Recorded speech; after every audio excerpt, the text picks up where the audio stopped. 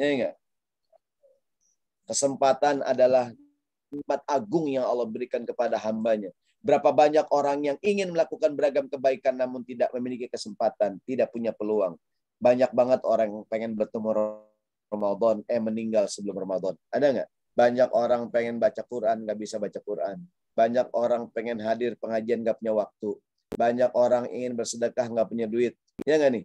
Banyak orang pengen pergi haji, nggak bisa berangkat. Yang berangkat haji malah main-main. Ya nggak? Ya Allah, marhamna bil Quran. Ya kan? Bisa pergi haji, kesempatan emas, golden chance. Maka saya kadang-kadang kalau lagi umroh tuh, musim haji, kadang-kadang ada orang berangkat, udah sampai di Mekah, tidur mulu di hotel. Aduh, rugi dia. Ya enggak? Padahal dia bisa tawaf berkali-kali, ya enggak? Dia bisa tawaf berkali-kali, bisa iktikaf Masjidil Haram. Sholat 2 rakaat di Masjidil Haram, pahalanya 100.000 kali masjid yang lain. Allahu Akbar. Namun tidak semua orang memanfaatkan kesempatan. Betul nggak? Ya kan? Yang memanfaatkan banyak, yang menyia-nyiakan tidak sedikit. Selama umroh, selama haji, belanja mulu belanja. Ada nggak nih? Ada begitu tuh. Ya kan?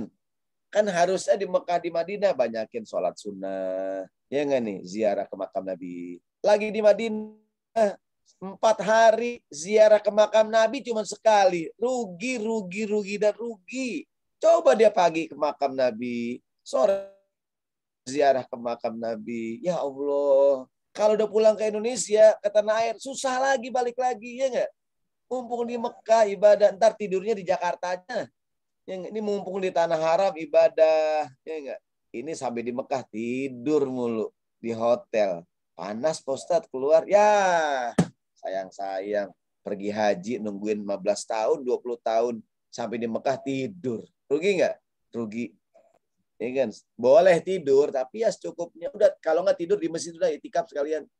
Pulang paling mandi, ganti baju. Ya nggak tuh? Habis itu ke masjid lagi, ibadah lagi gitu. Ya kan? Ke masjid lagi, ibadah lagi gitu. Ya kan? Jangan rugi kita, apa namanya, kalau seandainya tidak memanfaatkan, apa namanya, kesempatan untuk beribadah. Ya kan? Masya Allah. Sambung.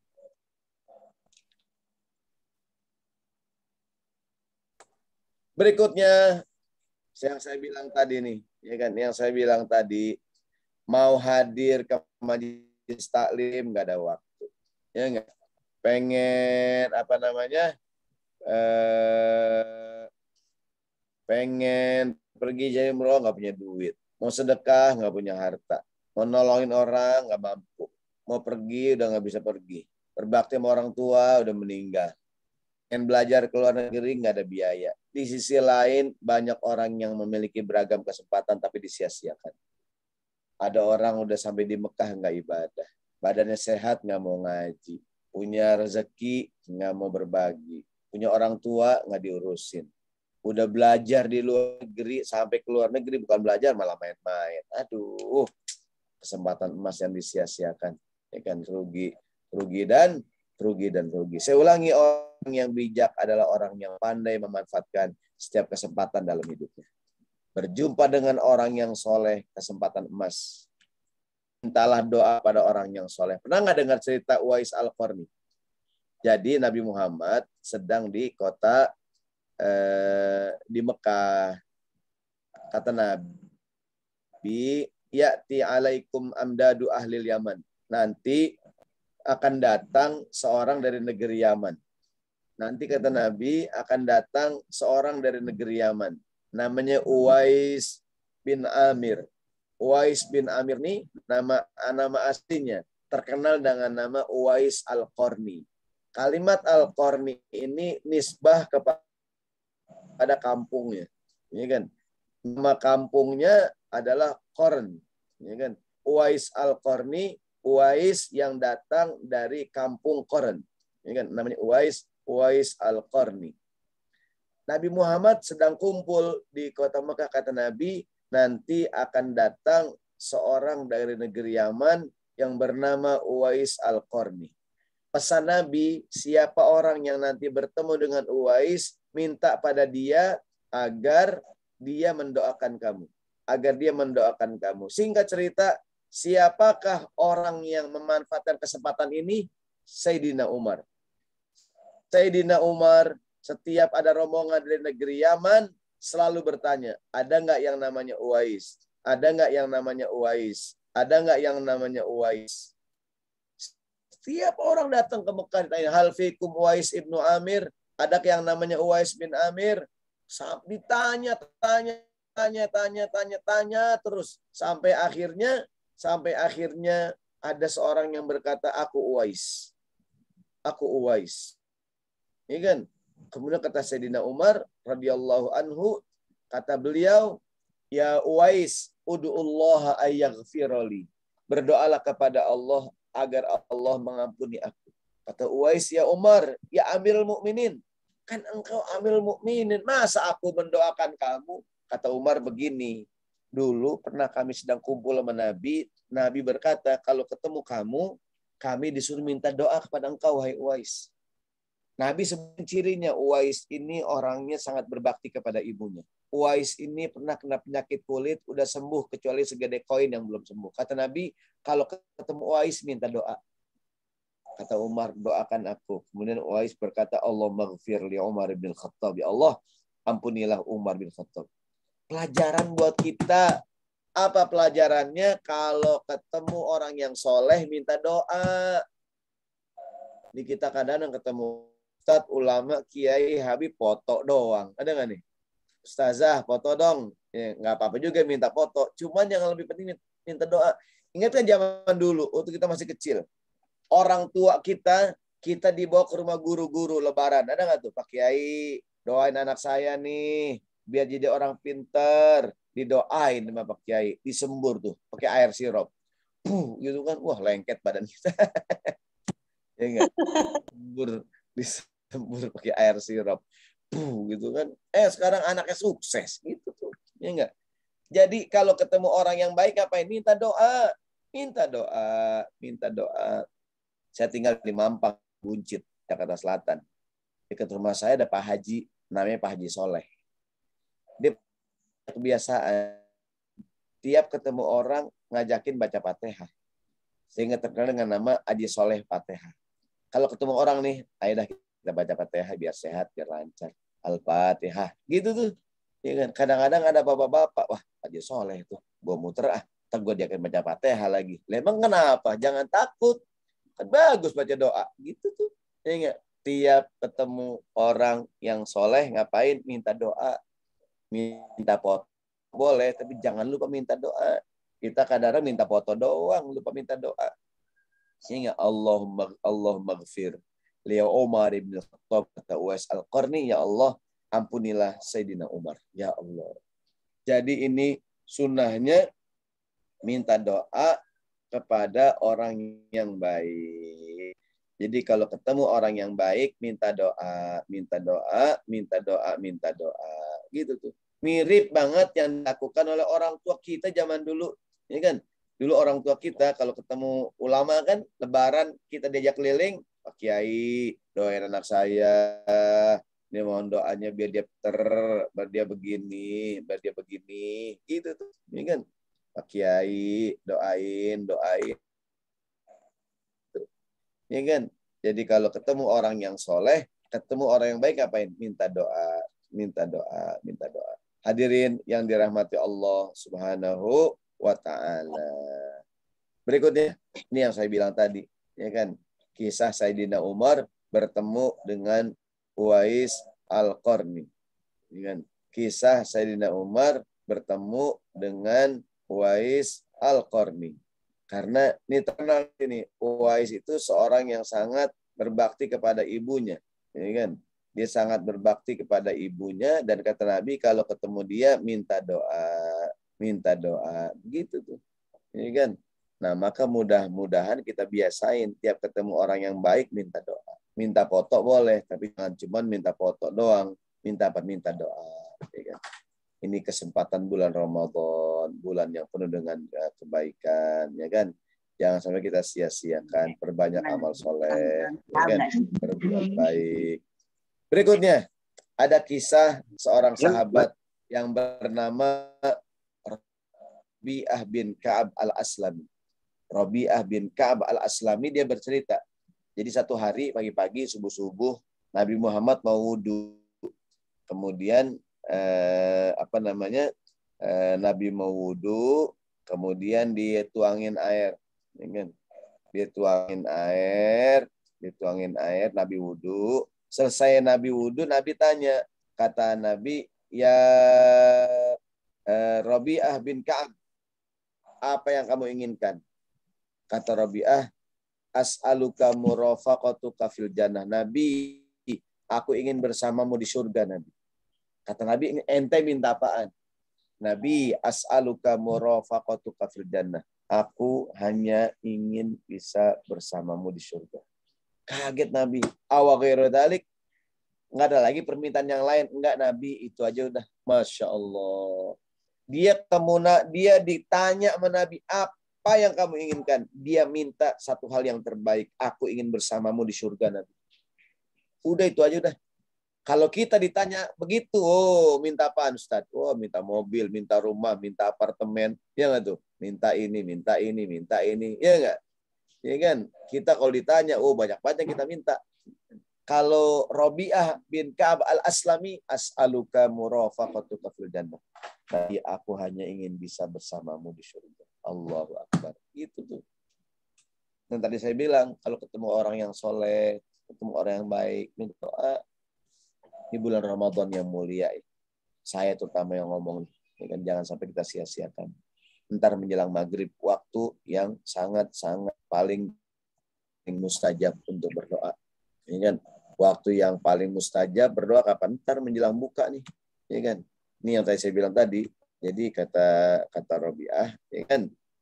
Kamu minta apa? Kata Nabi, aku hanya ingin bersamamu di surga. Ini saudaraku sekalian, mumpung bulan Ramadan, banyak kesempatan kita punya. Jangan sampai disia-siakan. Jabatan adalah peluang emas, golden chance untuk berbuat kebaikan. Semasa jadi pejabat, buatlah kebijakan yang baik. Jangan sampai kesempatan disia-siakan. Ada ayat di Quran, cerita tentang orang-orang yang kalau punya jabatan digunakan dengan baik. Alladzina immakkannahum fil ardi aqamus shalah wa atawuz zakah wa amaru bil ma'ruf wa nahaw 'anil munkar wallahi aqibatul umur. Ada orang-orang yang jika kami berikan kedudukan di muka bumi, niscaya mereka mendirikan sholat, menunaikan zakat, menyuruh berbuat baik dan mencegah dari yang munkar. Ada orang-orang yang begini nih, ketika dapat jabatan, sibuknya ngapain? Ngajak karyawannya sholat berjamaah, ngajak karyawannya berzakat, ngajak karyawannya amar ma'ruf nahi munkar. Begini nih pimpinan yang keren. Orang Islam kadang-kadang punya jabatan gak digunakan gitu tuh. Orang-orang lain tuh, orang agama lain kalau punya pangkat jabatan digunakan membela agama dia. Orang Islam kadang punya pangkat, gunakanlah untuk membela agama. Ya kan? Ajak karyawannya sholat berjamaah. Ajak karyawannya menunaikan zakat. Ajak karyawannya amar ma'ruf nahi munkar. Allahu Akbar. Beberapa waktu yang lalu sempat viral tuh beberapa GM dan beberapa perusahaan bikin surat edaran kepada karyawannya untuk sholat berjamaah zuhur. Bahkan ada beberapa wali kota, bupati di Pemda tertentu bikin surat edaran mengajak PNS, ASN di lingkungannya untuk sholat berjamaah untuk mau menunaikan zakat. Allahu Akbar. Katakanlah zakat sukses bekerja sama dengan Pemda mana nih? Pemkot Depok, ya kan? Atau Pemda Kota Bogor, Tangerang, ya enggak? Kerjasama dalam rangka mengajak ASN di lingkungannya untuk mau menunaikan zakat. Dia setuju. Kalau yang ngomong pimpinan, didengar sama anak buah. Ya, kalau pimpinan yang ngomong, anak buah. Ini yang namanya orang yang alladzina immakkannahum fil ardi aqamus sholata wa atawuz zakata wa amaru bil ma'ruf wa nahaw 'anil munkar. Inilah yang namanya golden chance, kesempatan emas. Bahkan bukan hanya menunggu kesempatan emas, dia menciptakan peluang emas. Jalan ke masjid, langkah yang pertama, ngapusin dosa. Langkah yang kedua, mengangkat derajat kita. Sahabat Anas bin Malik, tiap ke masjid dibanyaki, dipendekin langkahnya. Ya Anas, kenapa langkahnya pendek-pendek? Agar semakin banyak langkah menuju masjid. Begitu. Ya enggak? agar semakin banyak langkahku menuju masjid. Allahu Akbar. Agar semakin banyak langkahku menuju masjid. Namanya kesempatan emas. Peluang emas. Ya enggak? Jangan disia-siakan. Ini kan jangan disia-siakan. Ada sahabat Abdullah bin Umar. Dia dengar hadis Nabi tentang keutamaan mengucapkan salam. Abdullah bin Umar ngapain? Dia sengaja masuk ke pasar, nggak belanja, nggak nawar. Dia ketemu orang, Assalamualaikum. Tukang sayur, Assalamualaikum. Tukang ikan, Assalamualaikum. Ketemu tukang daging, Assalamualaikum. Sampai temannya bilang, wah Ibnu Umar, ngapain kita ke pasar? Belanja enggak, nawar enggak. Kata Ibnu Umar, kita ke pasar cuma pengen ngucapin salam doang. Gitu tuh. Maksud saya, kenapa kita bertemu tidak mengucapkan salam? Kesempatan emas. Ketemu orang ngucapin salam. Pahalanya besar. Kita ketemu orang diem aja. Coba kita pecahkan kebuntuan. Assalamualaikum Pak. Assalamualaikum Bu. Ya kan? Assalamualaikum. Assalamualaikum. Pahalanya besar. Salam itu ringan. Pahalanya gede. Kenapa kita tidak saling mengucapkan salam?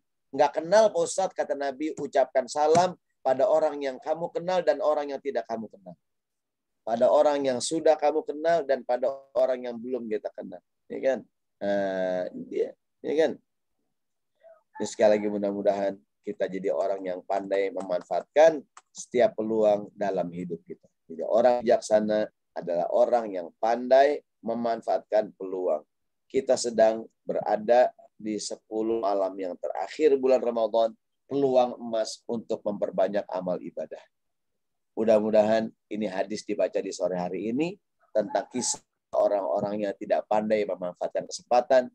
Ya enggak? Ketemu Ramadan dia nggak ibadah, rugi. Punya orang tua nggak diurusin, rugi. Mendengar nama Nabi nggak selawat, rugi. Jangan sampai kita tergolong orang yang merugi lantaran tidak menggunakan kesempatan emas yang ada di sekitar kita. Assalamualaikum warahmatullahi wabarakatuh. Waalaikumsalam warahmatullahi wabarakatuh. Jazakumullah khair Ustaz atas materi yang sangat luar biasa. Dan banyak sekali insight-insight baru nih bagi kami, bagi kita gitu, bagi saya terutama mengenai kesempatan-kesempatan yang ada di bulan Ramadan ini, insyaallah. Baik Bapak Ibu sekalian, materi telah disampaikan dan saatnya kita menuju sesi tanya jawab. Ya. Mungkin ada dari Bapak Ibu sekalian yang ingin menanyakan mengenai tema ini, bisa disampaikan di kolom chat ataupun bisa langsung menyalakan mic kepada Bapak Ibu. Dipersilahkan yang ingin bertanya. Dengan syarat pertanyaan susah. Jangan susah. Susah. Betul. Ada yang ingin bertanya?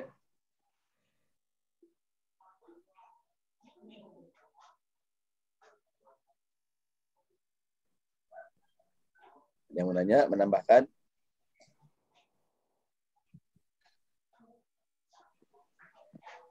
Tidak ada yang ingin bertanya?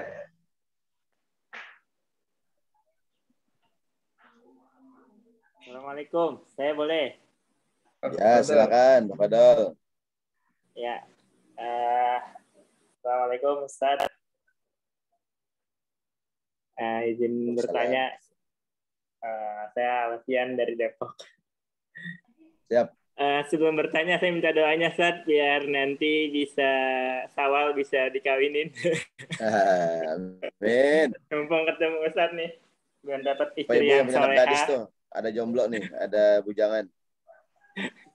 Dan bisa membangun rumah tangga yang baik. Amin ya Rabbal alamin. Amin ya Allah. Untuk tadi saya nggak menyimak secara full ya Ustaz ya, tapi di akhir terkait salam, memang biasanya kan yang masuk yang ngasih salam gitu. Tapi kalau misalnya dia lupa, itu afdol juga Ustaz. Apakah kita afdol juga gitu, kita yang salam meskipun kita udah ada di dalam ruangan gitu Ustaz. Itu jatuhnya boleh atau takut dia kesinggung gimana Ustaz? Ya. Jadi dalam sebuah hadis Rasulullah mengatakan wa khairuhum alladzi yabda'u bis-salam.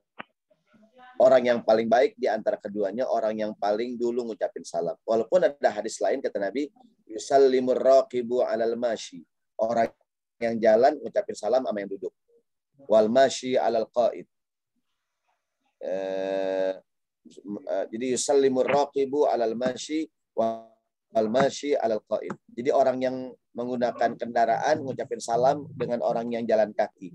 Orang jalan kaki ngucapin salam pada orang yang lagi duduk. Gitu. Orang yang sedikit ngucapin salam pada orang yang banyak. Itu ada adab-adabnya. Namun secara umum wa khairuhum alladzi yabda'u bisalam, yang paling baik di antara kita yang duluan ngucapin salam. Para sahabat tuh kalau ketemu main duluan. Kenapa? Mengucapkan salam sunnah, pahalanya gede. Menjawab hukumnya wajib, tapi kecilan pahalanya. Saya ketemu Ustadz Muhammad Abdul Aziz nih. Ketemu, Assalamualaikum. Beliau, Waalaikumsalam. Waalaikumsalam. Gitu. Sahabat kalau ketemu, main duluan. Assalamualaikum. Assalamualaikum. Karena yang duluan ngucapin salam, pahalanya gedean. Yang menjawab sunnah, pahalanya kecilan. Nah, jadi berdasarkan aturan sih yang masuk ngucapin salam sama yang di dalam. Cuman kalau yang masuk belum salam, yang dalam ngucapin salam nggak apa juga. Gitu. Namanya berlomba-lomba dalam kebaikan. Allah alam bisawab. Semoga cepat dapat jodoh. Masya Allah. Jazakallah khair Ustaz atas jawabannya. Bang Alfian. Tanya lagi, Ustaz. Ya, silakan.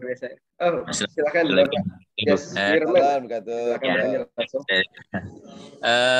Kan kita ke masjid ya, dengan pakai kendaraan ada. Sementara ya jauh maksudnya, apa nggak bagus dengan kendaraan aja, Ustaz? Ya, betul. Ya, kalau dengan kendaraan bisa juga baca Al-Quran, menghemat waktu gitu, Ustaz. Iya, betul. Kegiatan. Saya pernah juga sering ditanya, Ustadz, apakah ke masjid naik motor, naik sepeda, pahala yang sama dengan jalan kaki? Saya bilang sama aja. Tapi saya baca keterangan hadisnya, perintah Nabi itu jalan. Karena ketika kita berjalan, banyak manfaat lain yang tidak dapatkan dibandingkan kita naik motor. Kecuali kalau jauh banget lah ya. Kalau jauh banget. Kita kalau jalan tuh sehat. Yang kedua, kalau jalan sekaligus syiar. Tetangga ngelihat kita jalan kaki, ya kan? Bukan pamer, bukan syiar, ya kan? Nah, jadi kecuali jauh banget lah ya.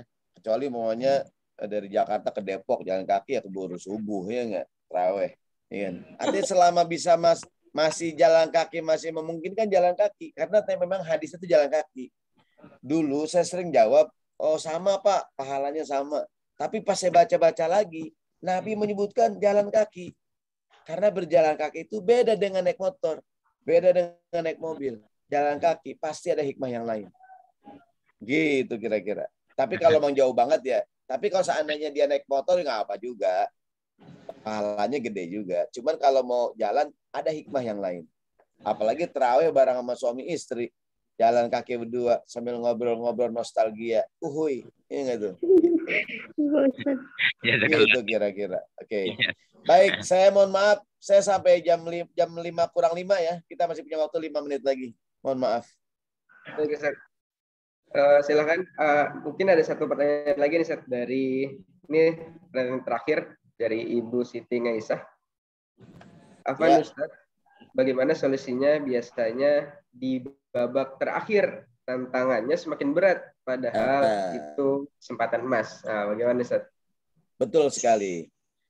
Jadi memang yang namanya ujian, yang namanya penilaian bukan di awal. Penilaian adanya di akhir. Gitu. Kita tidak bisa menilai orang di awal karena penilaian adanya di mana? Di akhir. Pada awalnya semua orang kelihatan sama, ya enggak? Tapi berbeda saat di akhirnya. Nah, jadi yang awalnya kurang sempurnakan di akhir. Jangan sampai awalnya ibadah, terakhirnya loyo. Jangan, ibarat makan. Udah tinggal enaknya ditinggal. Justru enak-enaknya nih. Justru ibadah udah tinggal ibaratnya nih, kalau makan mie ayam tinggal dagingnya doang sama ini nih, mie ayamnya sama kuahnya tinggal diuyuk, ini enggak? Ibaratnya nih, ya Allah udah tinggal mantepnya doang ini. Kalau makan bakso udah habis mie-nya, tinggal baksonya doang nih. Justru inilah puncaknya ibadah. 10 malam yang terakhir. Gimana caranya agar istiqomah? Gini, Kita kalau ibadah sendirian kadang kurang semangat. Kalau bersama-sama lebih semangat. Gitu. Maka kalau bisa tarawih berjamaah lebih bagus dibandingkan sendiri. Walaupun sendiri juga boleh. Karena kadang-kadang dengan berjamaah lebih semangat. Betul nggak? Ya kan? Tarawih bareng, tadarus bareng, gitu tuh. Ya kan? Nah ini mudah-mudahan ini justru istilahnya udah menjelang manis ada nih. Ibarat orang ngupas duren, tajam tuh duren, udah dikupas, ditinggal. Aduh, tinggal makan doang duren ini. Inilah dia 10 malam yang terakhir. Namanya husnul khotimah. Jangan sampai kita sia-siakan. Wallahu a'lam bishawab. Terima kasih Ustaz atas jawabannya. Semoga jangan lupa saya mengingatkan semuanya untuk bisa menunaikan zakat, infak, dan sedekah di bulan Ramadan. Dan mudah-mudahan bisa disalurkan melalui zakat sukses. Assalamualaikum warahmatullahi wabarakatuh. Waalaikumsalam warahmatullahi wabarakatuh. Jazakallah khair Ustaz. Baik Bapak Ibu sekalian, kita telah di hujung kajian di sore hari ini. Semoga pada sore hari ini kita mendapatkan ilmu yang sangat berguna dan mungkin bisa kita aplikasikan dalam kehidupan sehari-hari. Baik Bapak Ibu, diingatkan kembali untuk mengisi presensi yang telah panitia siapkan di kolom chat. Silahkan diisi terlebih dahulu.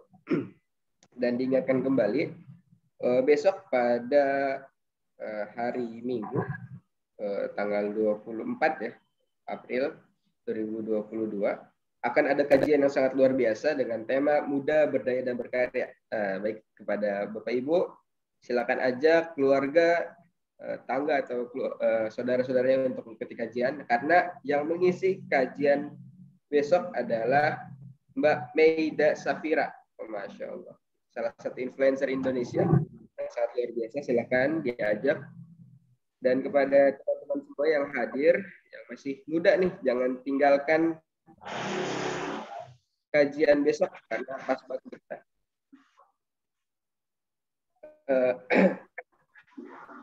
Baik, mungkin ini saja untuk kajian kita hari ini, insya Allah. Mohon izin Ustaz, nanti siap. Mungkin akan saya minta PPT-nya Ustaz untuk kami share boleh. Ya. Nanti mungkin akan saya hubungi untuk saya meminta PPT-nya.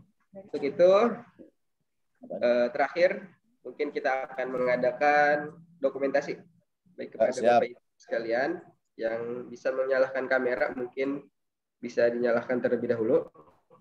Hitung 1. Baik, terima kasih Bapak Ibu yang telah mengaktifkan kamera. Baik, saya hitung 1 sampai 3 seperti biasa, bilang buncis. Oke, 1, 2, 3 buncis. Yes. Ya. Baik, alhamdulillahirrahmanirrahim. Terima kasih Bapak Ibu sekalian yang telah hadir dalam kajian pada sore hari ini. Di akhir mari kita tutup dengan membaca hamdalah. Alhamdulillahirabbil alamin. Sempurnakan dengan doa kafaratul majelis. Baik, saya MC Muhammad Abdul Aziz undur diri. Jazakumullah khair kepada Bapak Ibu dan kepada Ustadz yang telah menyampaikan materi. Saya Muhammad Abdul Aziz. Ada Assalamualaikum. Hidayah, wabillahi taufiq wal hidayah. Assalamualaikum warahmatullahi wabarakatuh. Waalaikumsalam warahmatullahi wabarakatuh.